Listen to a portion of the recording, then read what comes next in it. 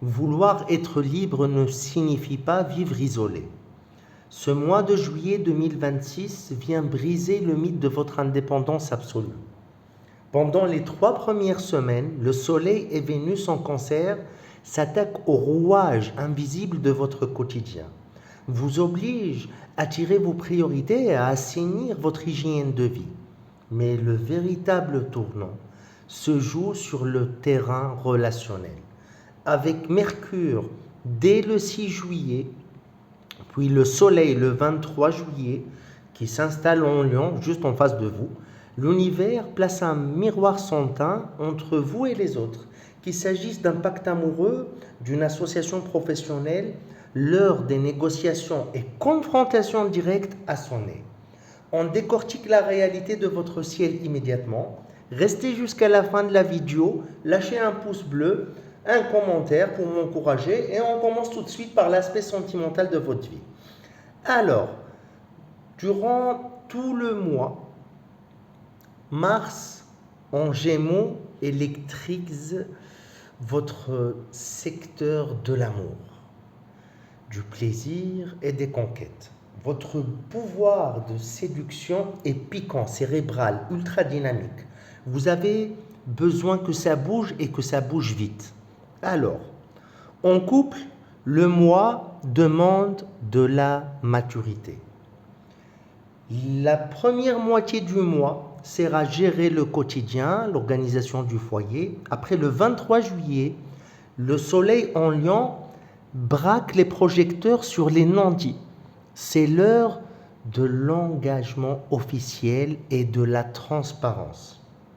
Sinon, une rupture lucide, si la relation n'est plus qu'une façade protectrice, donc une rupture lucide, sans problème, sans cri, sans vraiment confrontation, s'impose. Pour les célibataires, Mars vous rend magnétique et joueur. Une rencontre percutante basée sur une joute verbale, une forte attraction intellectuelle, et à prévoir autour du 25 juillet, juste après le bascule solaire. Quelqu'un va briser vos barrières mentales. C'est plus que de l'attraction, c'est vraiment une vraie alchimie. Sur le plan professionnel, jusqu'au 22 juillet, votre focus doit se porter sur l'organisation. L'arrivée de Vénus en Cancer le 11 juillet adoucit les relations avec vos collaborateurs, vos patrons, vos collègues. C'est la période idéale pour optimiser vos méthodes de travail et régler les détails administratifs. Il va y avoir comme un virage contractuel, ça veut dire tout va s'accélérer avec l'entrée de Mercure en Lion. Un face-à-face crucial, une négociation de contrat ou une confrontation avec un associé se cristallise autour du 19 juillet. Vous ne pouvez pas esquiver la discussion, vous devez négocier d'égal à égal. N'ayez pas peur des confrontations.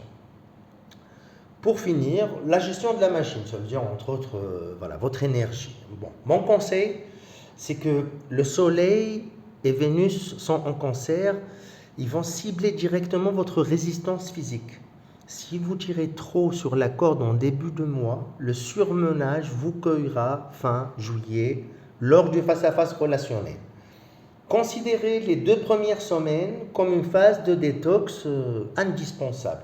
Nettoyez votre emploi du temps pour libérer des moments pour vous. Pour réserver votre consultation privée, veuillez me contacter par WhatsApp. Si la vidéo t'a plu, mets un pouce bleu, pose-moi ta question en commentaire et n'oublie pas de t'abonner pour ne plus rien rater. Un gros bisou, à très bientôt.